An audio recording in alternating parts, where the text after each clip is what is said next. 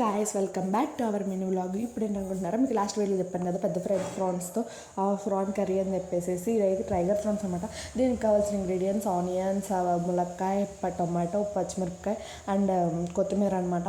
So ఇంక ఇవన్నీ వేసి బాగా మగ్గనివ్వాలి. మగ్గనిచ్చేటప్పుడు అది ఉల్లిపాయ కూడా వేస్తే అల్లం వెల్లుల్లిపాయ పేస్ట్ కూడా మిక్సీలో వేయకుండా రోట్లో రుబ్బుకుంటే ఇంకా బాగుంటుంది అనమాట. సో మీకు ఎవరికైనా మా అమ్మ వాయిస్, మా అమ్మతో వీడియోస్ కావాలంటే ఖచ్చితంగా చెప్పండి, చేసేస్తాను. ఇంకా అవి మగ్గిన తర్వాత దాంట్లో ఫ్రాన్స్ కూడా కట్ చేసుకుని వేసుకోవాలి, అలానే వేసేసుకోకూడదు. బికాస్ కట్ చేసుకుని వేసుకుంటే కొంచెం చిన్నగా అవుతాయి. సో అందుకని కట్ చేసుకుని వేసుకోవాలి. కట్ చేసుకుని వేసుకున్న ఫ్రాన్స్ అయితే బాగుంటాయి. ఇంకా మేమైతే వీటిలో ఎగ్స్ కూడా వేసాము. ఇంకా దీంట్లో అయితే టర్మరిక్, అదే పసుపు కూడా వేసేసాము అనమాట. పసుపు కూడా వేస్తే మా అమ్మ అయితే కాకినాడ నుంచి పసుపు తెచ్చింది, అదైతే మేము యూజ్ చేస్తున్నాము ఇప్పుడు. పసుపు వేసేసి కారం కూడా వేసేసి బాగా మగ్గనిచ్చేసి కొంచెం వాటర్ వేసేసుకోవాలి. వాటర్ వేసేసుకున్న తర్వాత అలా తిప్పేసుకోవాలి. తిప్పుకునేటప్పుడు కొంచెం చిన్న చిన్నగా ఆటలాడుకోవాలన్నమాట. సో ఇంకా దాంట్లో అయితే ఎగ్స్ కూడా వేసేసుకున్నా. ఎగ్స్ డీప్ ఫ్రై చేసుకుని వేసుకుంటే ఇంకా బాగుంటుంది అనమాట. ఆయిల్లో వేయించుకుని వేసుకుంటే ఇంకా సూపర్ ఉంటుంది. సో ఇట్లా అయితే చేసినాం. చల్లగా ఉన్నప్పుడు ఇట్లాంటి కర్రీ అన్నంతో తింటే సూపర్ ఉంటుంది కదా. మీరు కూడా ట్రై చేయండి ఎప్పుడైనా.